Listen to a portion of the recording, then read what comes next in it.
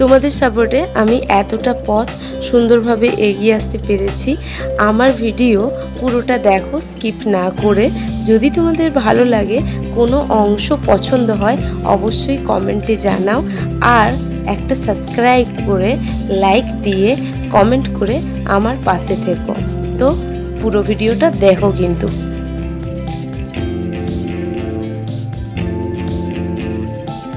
Ready, এদিকে ছেলেও ready, আর micro ওভেনে একটু খাবার গরম করছি, যাতে যেতে যেতে ওর মানে খাওয়াটা আর কি হয়ে যায়, ব্যবস্থা হয়ে যায়, কিছু কিনতে না হয়, সেই জন্য গরম করছি। এটা উপমা আর ডিম রয়েছে।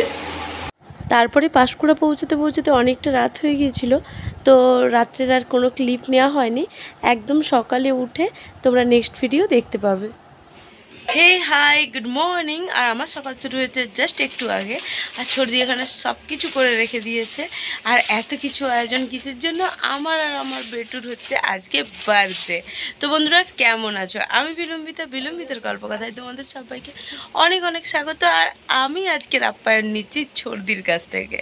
আমি খুব হ্যাপি ফিল করছি, তার কারণ আমাকে কিছু করতে হচ্ছে না, করতে হলেও সেটা অল্প করতে হবে, না করার সমান বাড়িতে থাকলে আমাকেই সব করতে। আমি যখন ঘুম থেকে উঠেছি তখন দেখলাম সর্দির অলমোস্ট সব কাজ হয়ে গেছে। সর্দি এদিকে কাবলি ছোলা আলুর তরকারি ওঠাচ্ছে, মানে এটাও রেডি। একদিকে কুচি ভাজা চলছে, আলু ভাজা হয়ে গেছে, বর এদিকে গান শুনছে, আর ওরও দুবার বাজার যাওয়া হয়ে গেছে। আর আমাকে ওরা কেউ ঘুম থেকে ডাকেনি, কারণ বলছে বার্থডের দিন তুমি রেস্ট করো। আর এদিকে এই যে দইটা এনেছিল, টক দইটা আমি ফ্রিজের ভেতরে রাখছি, না হলে আবার নষ্ট হয়ে যাবে, বেশি টক হয়ে যাবে, তখন আমি খেতে পারবো না। এদিকে এসে দেখলাম বেগুন ভাজা, পটল ভাজা, আলু ভাজা এক সাইডে রাখা আছে, কুচি ভাজাও নেমে গেছে। আর আলু ভাজাটা তো আগেই দেখালাম, আরেক ভাগ কুচি ভাজা বসানো হয়ে গেছে। এবার বললো যে মৌ একটু দুধ এনে দে, আর কি বাজার নিয়ে এসছে ওইটা একটু চেক করতো। দেখলাম যে 5 রকমের মিষ্টি, যেটা আগের বারে আনতে মিসিং করে দিয়েছিল, সেটাই আরেকবার গিয়েছিল নিয়ে এসছে। এরপর ওই ডাল টাল, পায়েসের চাল, কাজু, কিশমিশ, এই রকম নানা রকম জিনিস আর কি, গরম মশলা এইসব এনেছে। এদিকে হয়েছে এক কাণ্ড। ও কী করেছে, দুধ দই সব নিয়েছে, তার উপর নিয়েছে মাংস আর চিংড়ি মাছ।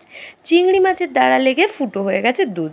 সর্দি বলল দে, কিছু হবে না, আমি ছেঁকে পায়েসের জন্য বসিয়ে দিচ্ছি, আর তুই একটু নেড়ে দে, কারণ ছেলের যেহেতু জন্মদিন, একটু নেড়ে দিলে খুব শুভ হবে। তো আমি বসেছিলাম ওই পায়েস রান্না করার জন্য।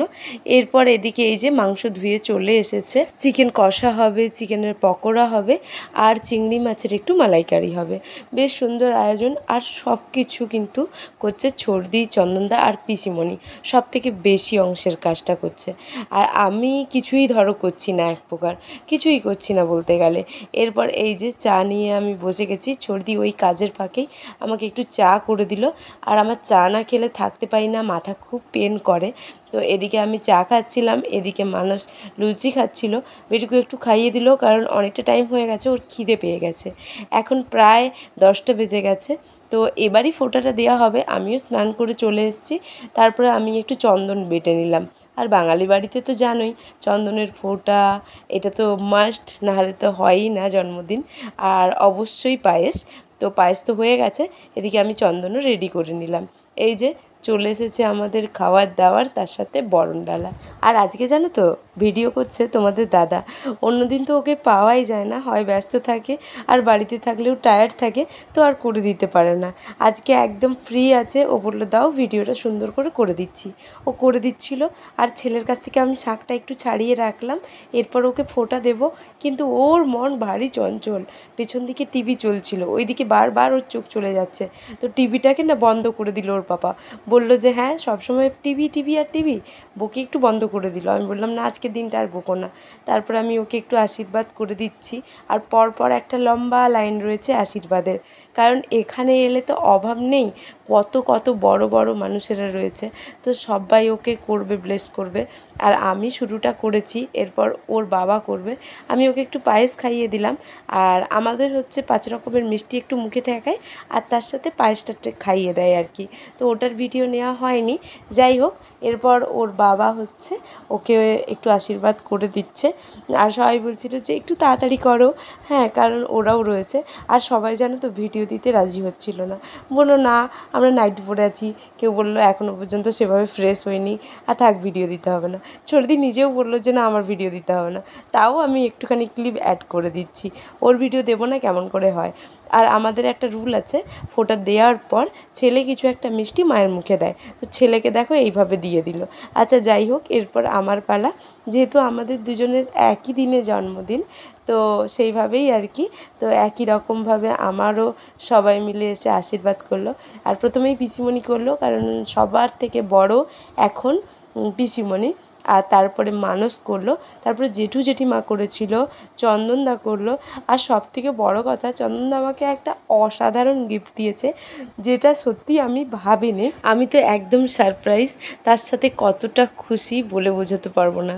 আর একটা কথা বলছি, মানে একদম সত্যি কথা, কয়েকদিন আগেই আমি মানুষকে বলছিলাম যে চলো তো এরকম একটা কিনে নিই। মানুষ বলছে ঠিক আছে যাবো, একদিন কিনে দেবো, কিন্তু গিফট হিসাবে যে পেয়ে যাব এটা ভাবতে পারিনি। অনেক খুশি ছিলাম। গিফট ছোট কিছু হলেও আমি খুশি হই, বড় কিছু হলেও আমি খুশি হই। আসলে গিফট পেলেই মেয়েরা খুব বেশি খুশি হয়। জানি না তোমরা এই ব্যাপারটাকে কেমনভাবে নিলে, কিন্তু আমি মনের কথাটাই বললাম। এরপর ওর মামা এসে গেছে, ওকে আশীর্বাদ করলো, ফোঁটা দিল, হ্যাঁ ও খুব খুশি হলো।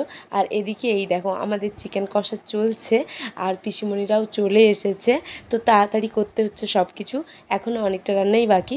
আর যেহেতু একা হাতে ছর্দি আর চন্দনদা সব হচ্ছে না, তো একটু তো প্রবলেম হচ্ছেই, দেরি হচ্ছেই। এদিকে স্প্রাইট নিয়ে চলে এসেছে, আর জিরু এসেই খোলা হয়ে গেছে। পিসিমণিরা যেসব মিষ্টি এনেছিল, দই এনেছিল, রসমালাই এনেছিল, সেগুলো আমি ফ্রিজ করতে চলে এলাম। আর চকলেটগুলো তার সাথে ডিপ ফ্রিজে করেছিলাম, ভিডিও নেওয়া হয়নি।